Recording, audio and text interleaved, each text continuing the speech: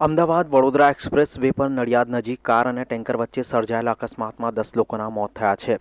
વડોદરા તરફથી આવતી કાર ટેન્કરની પાછળ અથડાતા કારમાં સવાર તમામ લોકોના મોત થયા હતા। પોલીસે ચારેય મૃતકોની ઓળખ કરી લીધી છે, જ્યારે અન્ય 6ની ઓળખ માટે તપાસ ચાલી રહી છે। જાણવા મળ્યું છે કે મૃત્યુ પામેલા લોકો જુદા જુદા શહેરોના રહેવાસી હતા।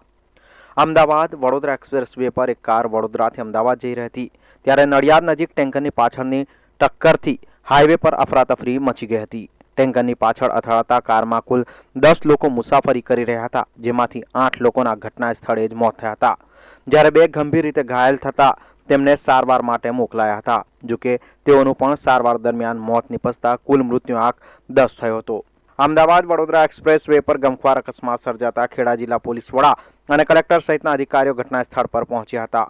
જિલ્લા પોલીસ વડા રાજેશ ગઢિયાએ જણાવ્યું હતું કે ટેન્કરમાં ખામી સર્જાઈ હોવાના કારણે રસ્તાની સાઈડમાં ઊભું હતું, ત્યારે વડોદરાથી અમદાવાદ જતી અર્ટિગા કાર પાછળથી અથડાઈ હતી। તમામ મૃતકોના સંબંધીઓનો સંપર્ક કરવાનો પ્રયાસ ચાલુ છે। 4 મૃતકોની ઓળખ થઈ છે। ટેન્કર પૂનાથી જમ્મુ જઈ રહ્યું હતું।